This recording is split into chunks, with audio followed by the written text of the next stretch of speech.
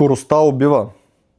И сега ще ви разкажа реален казус от моята практика, по който имах поредно съдебно заседание, този път на въззивна инстанция пред апелативен съд, и по който казус, за съжаление, има настъпила смърт и тежка телесна повреда вследствие на пътно-транспортно происшествие. Защо се казва, че скоростта убива? Тя убива не само когато е значително превишена. Тя убива и когато е минимално превишена или пък е такава, която е в ограничението за конкретния пътен участък, но вследствие на определени обстоятелства тя се явява фатална. Такъв е и настоящият случай. Моя клиент, който е с причинена тежка телесна повреда, се движи в автомобил, който е управляван от починалото лице. При движение извън населено място в област Велико Търново, в лошо време, с валежи, мокра настилка, но с добра видимост, попадат в десен завой за тях, в който завой обаче срещу тях се движи микробус. Този микробус навлиза в ляв завой за него, но навлиза със скорост от 102,7 км в час при разрешена 90 км в час. И вследствие на тази скорост автомобилът, т.е. микробусът, губи устойчивост на пътното платно, напуска неговата лента за движение и навлиза в насрещната. Лентата, в която се движат клиентът ми и починалото лице. Настъпва сблъсък между двете МПС-та. Деформацията по лекият автомобил е изключително сериозна. На място пристигат много бързо както полицейски служители, така и екипи на спешна медицинска помощ. Като при пристигане се констатира много по-тежко състояние на моят клиент и първоначално по-леко състояние на починалото лице, което е изведено от автомобилът. Проведен е кратък разговор с него, но в последствие почива.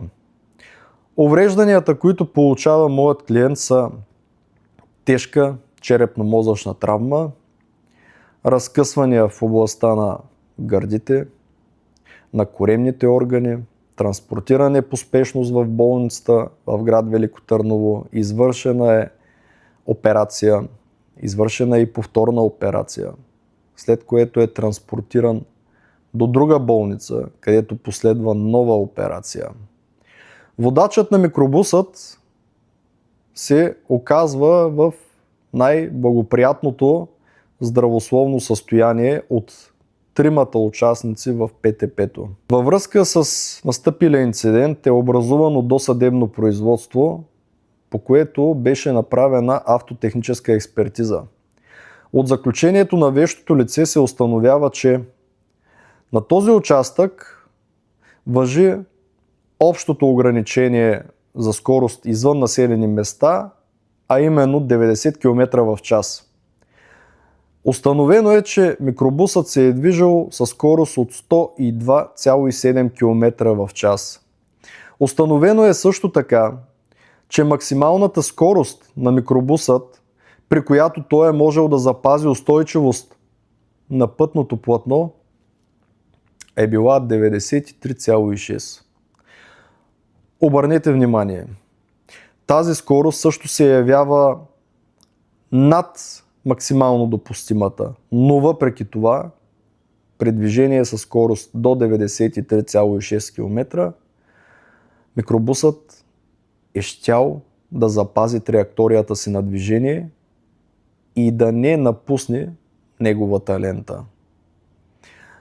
Въпреки това и съобразно установената действителна скорост към този момент от 102,7 км в час, именно тази скорост се оказва фатална и води до неизбежен удар между двете моторни превозни средства.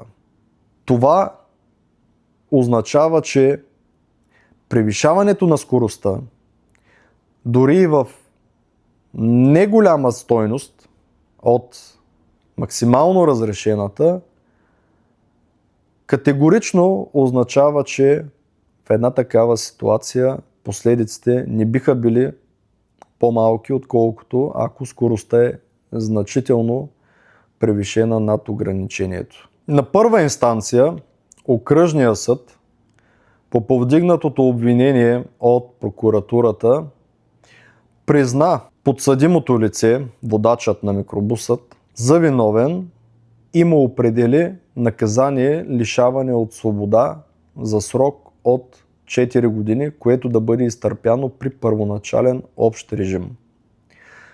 Това наказание е определено след като защитата на подсъдимият прецени да премине наказателното дело по реда на съкратеното съдебно следствие, при която процедура подсъдимият признава вината си, не се събират нови доказателства, не се разпитват свидетели и в тази връзка съдът, отчитайки признанието, е длъжен да намали определеното наказание с 1/3.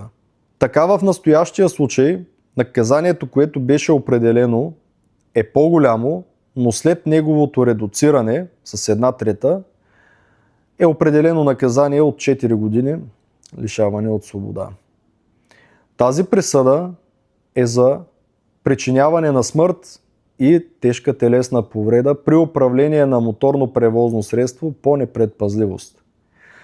Тази присъда беше протестирана от окръжна прокуратура, както и от мен като процесуален представител на пострадалото лице и от адвокатът на семейството на починалото лице. Сега очакваме, след като беше депозирана и жалба от страна на подсъдимият за това, че желае да му бъде определено наказание при условията на условно изтърпяване, която присъда означава, че той трябва да получи не повече от 3 години лишаване от свобода, за да може да се изтърпи тя при условията на условно осъждане.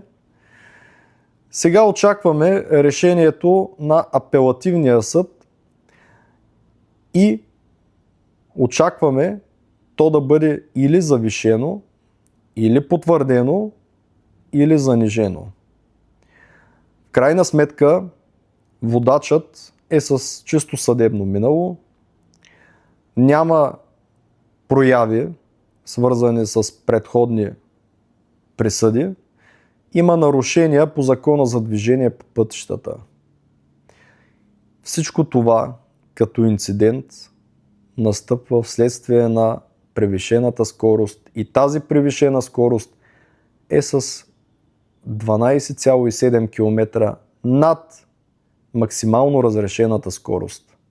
Ето защо скоростта убива във всеки един случай, без значение дали тя е силно превишена, минимално превишена или е в рамките на ограничението, но не е била съобразена към конкретния участък и към конкретните метеорологични условия. Затова, независимо дали вие се движите в ограничението или не, трябва да съобразявате конкретната обстановка, т.е. пътна настилка, видимост, наклон, завой на участъка, атмосферните условия. Изключително важно. Защото скоростта убива. А вие преценете дали едно такова наказание, отчитайки признанието и съжалението на подсъдимото лице, е достатъчно, за да постигне целите на наказателния кодекс и лицето да се поправи и превъзпита.